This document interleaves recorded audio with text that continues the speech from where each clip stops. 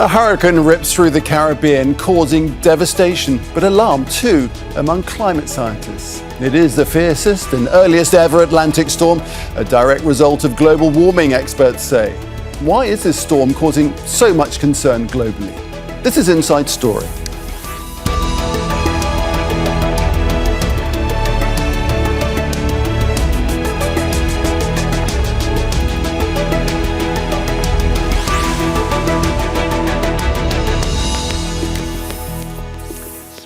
Hello there, welcome to the programme. I'm Nick Clark. A storm like no other. That's how Hurricane Beryl is being described as it batters the Caribbean. It's left devastation and destruction in its wake, and more is expected. Warnings about climate change and global warming are reported daily in media right around the world. But this storm's timing, its speed and its intensity is causing concern among scientists globally. We'll find out more about both the local and the wider impact of Hurricane Beryl later in the programme with our guests. And we'll take a closer look at the science behind this particular storm with our senior meteorologist, Rob McElwee. But first, let's have this report from Kulsum Sharif. Hurricane Beryl is breaking records as it tears to the Caribbean. It made landfall on Grenada's Carriacou Island on Monday, flattening about 90% of homes.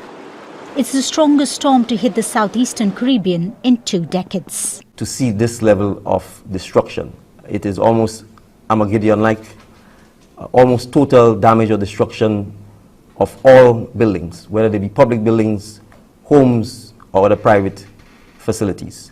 There is almost complete destruction of the electrical grid system in Carriacou.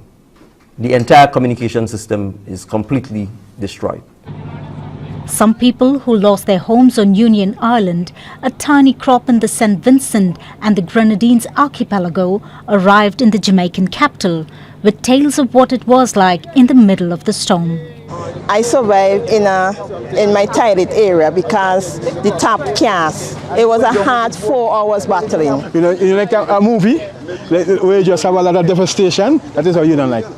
It's in a mess. On Tuesday, Beryl weakened to a Category 4 storm, but remained destructive. Across the region, from the Dominican Republic to Cancun in Mexico, people rushed to stock up and take shelter. In Venezuela, the storm brought heavy rains to the northern state of Sucre. A river burst its banks, triggering floods. Several people have died or been reported missing. There are 8,000 houses with various levels of damage. We've already responded. Civil protection teams are working with the army to document the damage. They told me at least 400 houses are completely lost. Beryl is the first hurricane of the Atlantic season and the earliest storm on record to be classified as the maximum Category 5. National Weather Service planes are trying to gather data to understand more about Beryl's intensity and structure. Scientists cite man-made climate change for the storm's rapid strengthening, and there are warnings of an extraordinary season ahead. Kulsum Sharif, Al Jazeera, for Inside Story. So, what is the science behind this storm and what might just happen next? To explain, here's our senior meteorologist, Rob McElwee. Beryl is a noteworthy major hurricane. You already know this much. Now, from the point of view of what it looks like from space, it's huge. It goes from the coast of Venezuela right up beyond Barbados and St. Lucia, both of which found the effects quite unpleasant. But the devastation was near the eye. It's a beautiful eye near Grenada. Now, in September, we'd think this is a major hurricane, happens every 20 years or so, and not surprising. But it's July, and there's the worry. It's a unique storm. It formed in June, became in 24 hours a Category 4 hurricane. That's never happened before. And then it's the earliest Category 5 in July with winds well in excess of 250 kilometres per hour. These are how they're categorised. It's the winds just around the inside of the eye, the strongest winds. There isn't a Category 6, so Category 5 will just go up and up as the storms get worse. Now, Beryl, of course, is fed like every tropical storm by the warmth of the surface water. And it is warmer in the Atlantic and the Caribbean by 2 or 3 degrees above the long-term averages. This isn't going to change. It might even get worse. It might get warmer still. So you're inserting more energy for every storm that forms. Hence Beryl, early and major. And Beryl's still going, barreling through the Caribbean, which is warmer than normal, past Jamaica, still as a Category 4 storm, slowly losing energy as it goes further west, admittedly. But what does this say for our season? Well, in fact, the season was already forecast to be rather worse than normal. Could have up to 25 named storms, well above the average. Maybe 7 major hurricanes, that's Category 3 or above. The average is 3. We've had 1 already. And the drivers are, as you know, the warmer water, which is everywhere, but certainly in the hurricane paths, and La Nina, which is the pendulum swing, almost the opposite of El Nino. It just adds more impetus, so the conditions are ripe for a very nasty season, and you've seen how it started. All right, let's take this on. We can bring in our guest now in Orlando, in Florida. It's Daniel Gilford. He's a meteorologist and atmospheric scientist who focuses on how climate change affects hurricanes, heat, and local communities. Rhea Pierre is in Bridgetown in Barbados, which has just been battered indeed by Hurricane Beryl. And she's the Caribbean Delegation spokesperson for the International Federation of the Red Cross and Red Crescent Societies and takes the technical lead on evolving crises and disasters. And Yeb Sano is in Manila. He's the Southeast Asia Executive Director of Greenpeace and a former climate negotiator for the Philippines government. A warm welcome to all of you. Let's go straight to the region first of all.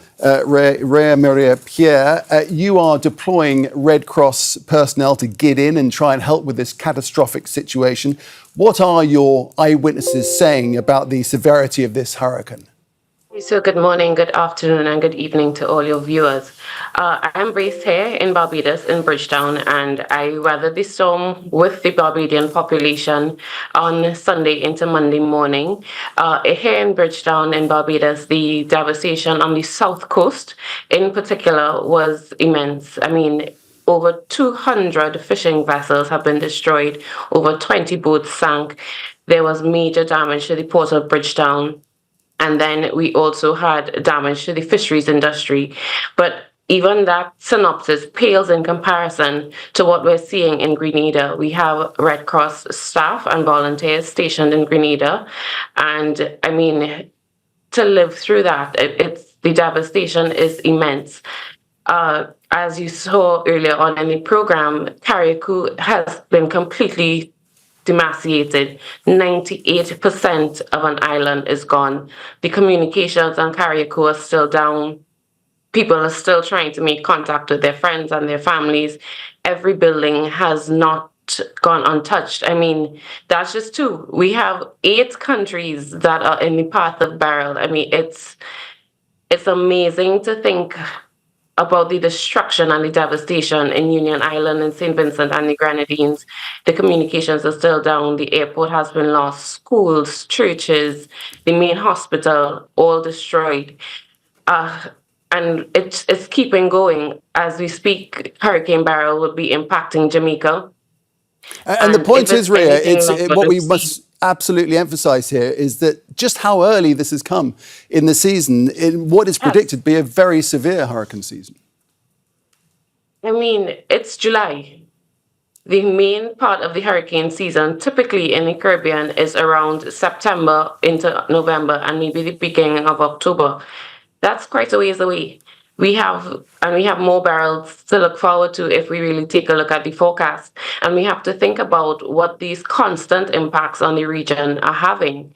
It's the first storm of the season, and it has gone through 8 countries, well, projected to go through 8 countries so far. Is this really what we need to expect for the next few months in the region? OK, well, let's ask that question now to Daniel Gilford. Daniel, you grew up on the Florida coast, I understand, not so far from the Caribbean. You grew up observing big storms barreling in. As a climate scientist now, you also have deep knowledge of the climate systems. And now we have, as Rhea was just saying, the earliest Category 5 hurricane ever.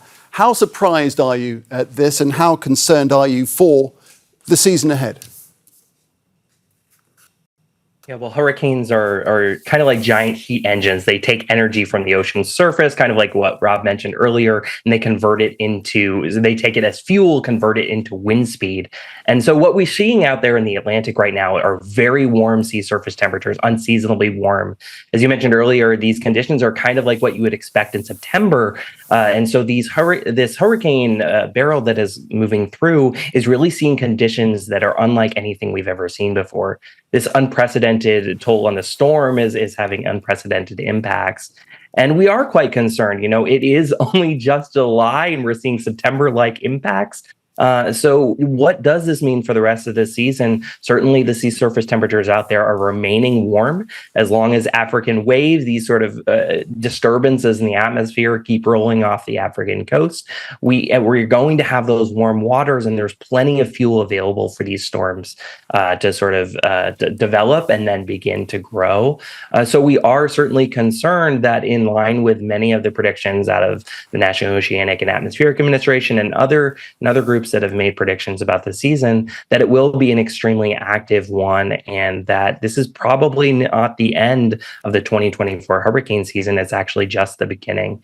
So we are concerned about what these impacts are, and we just are very cognizant that if you're along one of the coastlines in the Caribbean or the Gulf or even the eastern seaboard of the United States, this is going to be a time where you need to pay careful attention to what's happening in the tropics.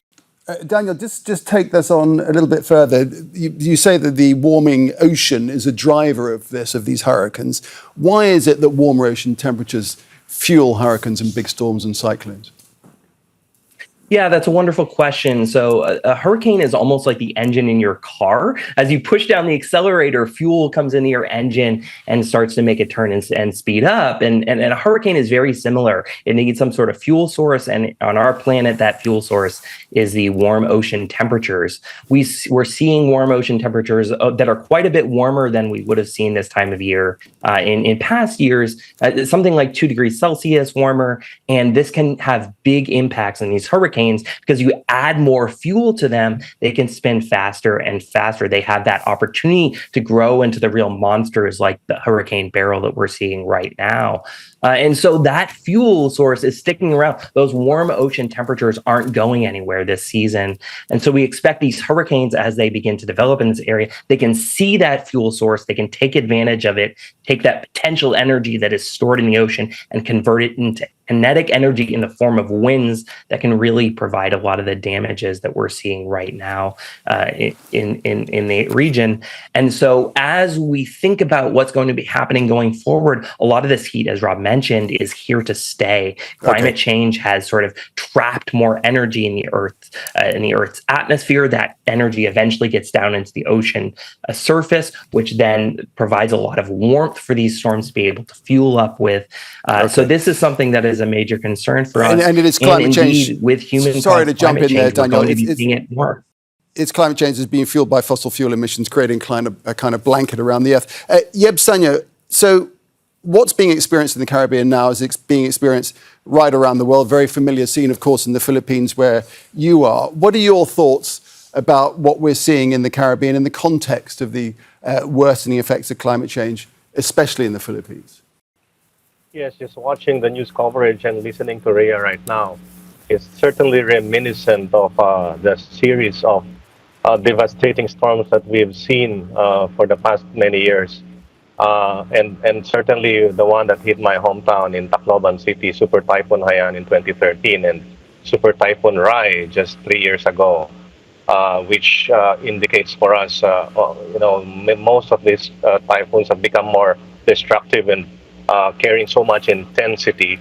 And it aligns with what the Intergovernmental Panel on Climate Change is saying around the more frequency of category 3 to 5 tropical storms. And that's very worrying. And I can only imagine the suffering that's happening in the Caribbean right now. I've seen it with my own eyes here where we live. And I can only really sympathize and pray for the best for those who are still struggling to pick up the pieces and racing against time to save lives and homes. Rhea, what are the global discussions around climate change in relation to hurricanes like this? Are the voices of those countries, like those in the Caribbean, and indeed in the Philippines and the Pacific, are those countries in the crosshairs of climate crises like these, are those voices being heard?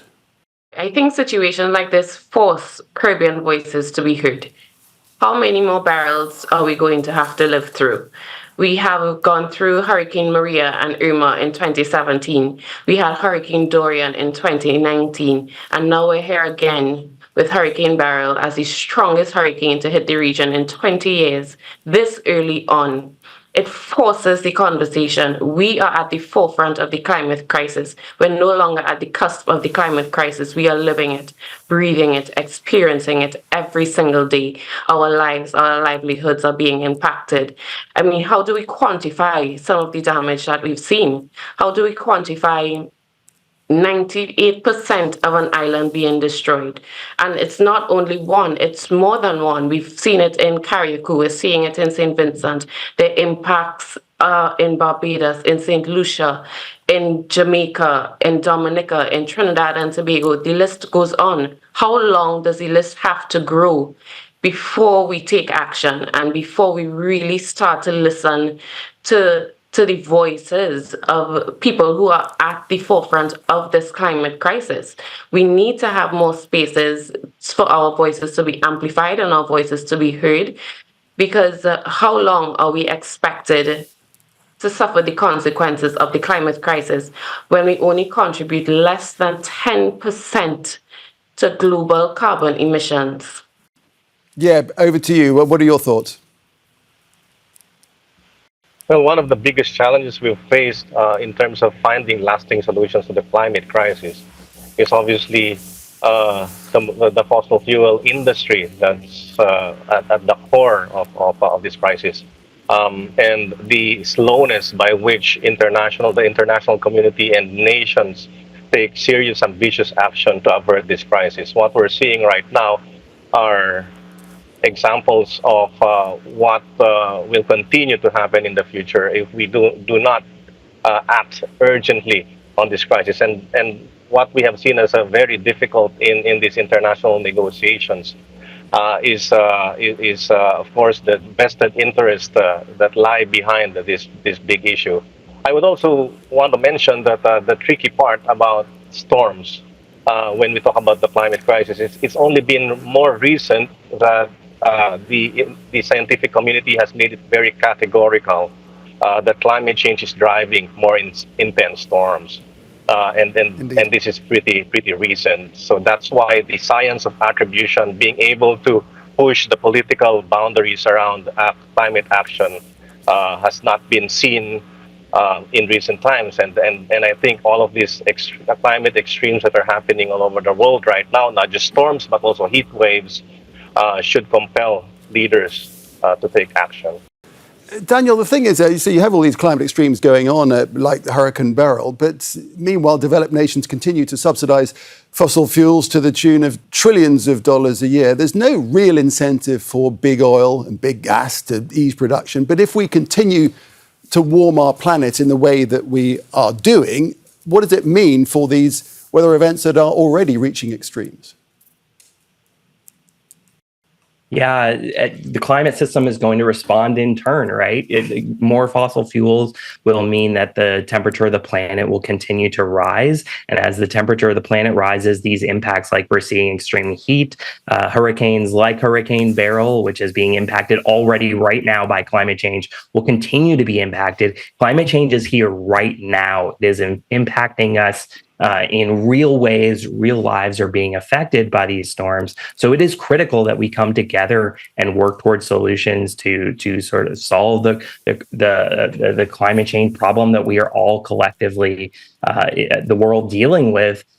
And these things are expected to not change. We are going to have this heat with us for a long time. So in addition to mitigating our impacts, we're also going to have to adapt and change the way we live our lives to protect ourselves from the worst of impacts. So it's really important that we continue to have conversations with anyone and everyone who will listen, that climate change is here, it's happening, and we need to do everything we can to reduce its impact. But Daniel, we've been having those conversations for, 20 years and more going back in time, and action is not happening fast enough.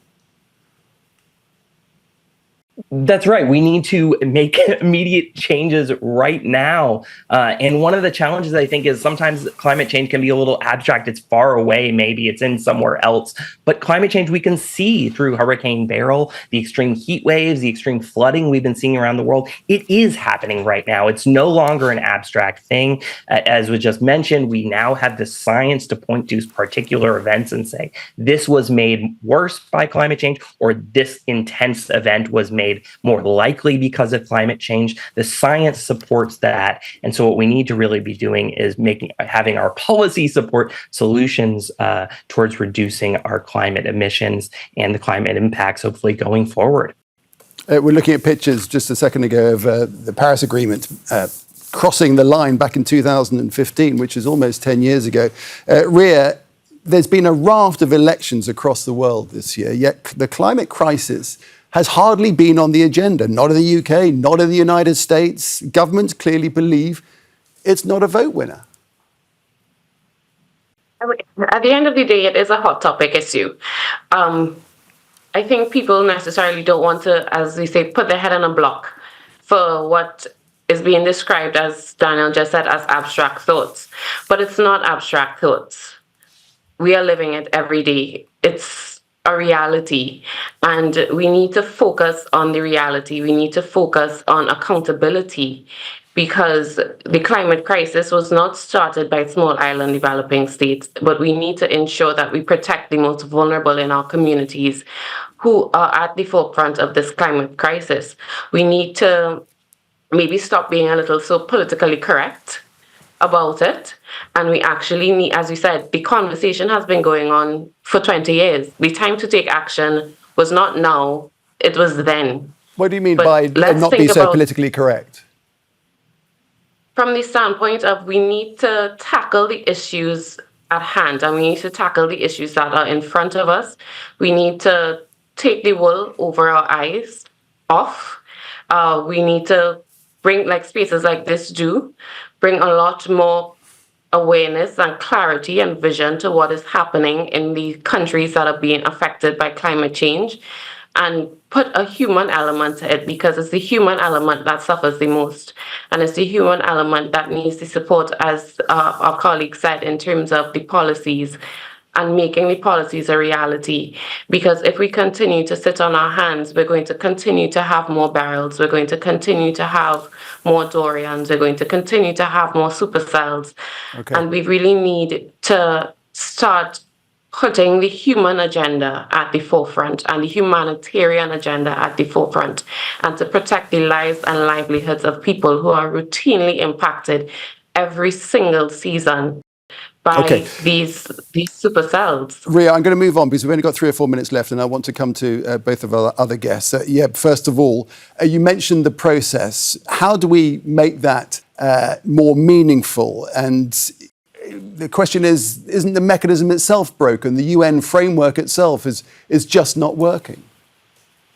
There are certain indications that we need to put pressure on the international process. It is, I would agree with you, a little bit broken, but it's our best option right now in terms of getting all countries to contribute towards meaningful solutions to the climate crisis. I would say every politician who doesn't talk about climate change is on the wrong side of history, and we will keep exposing these world leaders who are not addressing and confronting this crisis like they should as a crisis.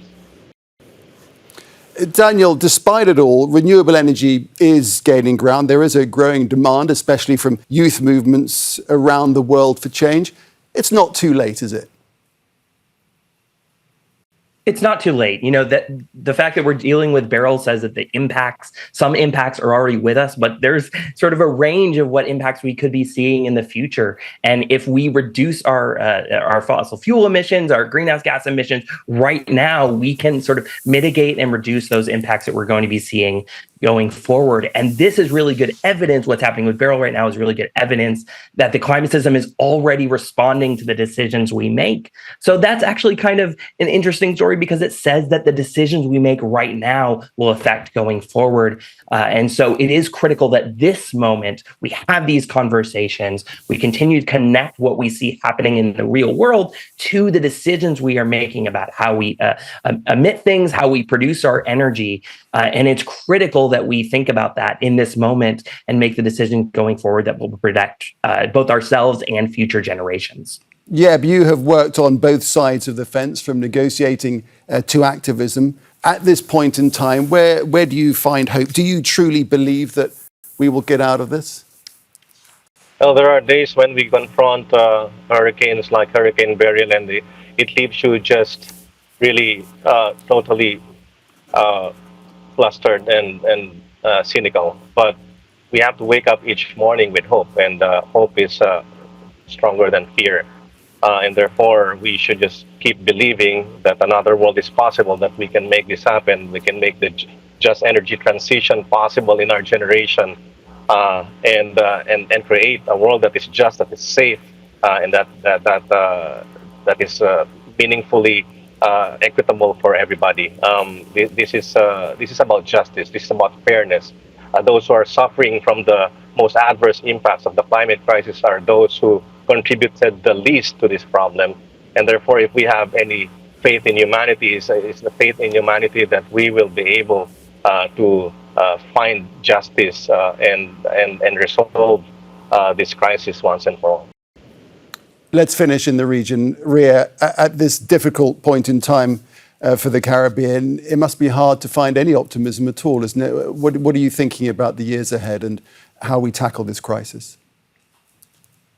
No, I have to agree with what Yen said. We can't allow ourselves to think like that. We have to be optimistic about the future. We have to work with the organizations like the Red Cross to support community development and community building efforts at that level, because the communities are our very first responders. So we need to invest in community resilience building and community preparedness so that we know what to do and we know how to adapt, and we're able to sort of chart a course forward for the future. We need to understand our risks and our vulnerabilities a lot better so that we are able to plan and prepare for them.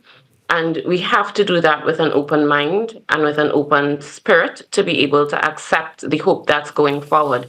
Because in the Caribbean, we are refusing to accept that this is going to be the be-all and end-all for us.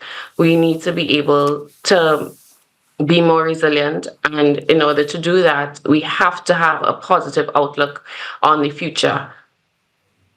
All right. As they say, when, if not now. We'll have to leave it there. Thanks to our guests, Daniel, Gilford, Rhea, Marie, Pierre, and Naderev, Sano. Thank you very much. And thank you too for watching. You can see our programs again at any time by visiting our website, aljazeera.com. And to continue the conversation, just go to our Facebook page. That's facebook.com/AJ Inside Story. You can also find us on X. Our handle is @AJ Inside Story. From me, Nick Clark, and the whole team here, it's goodbye for now.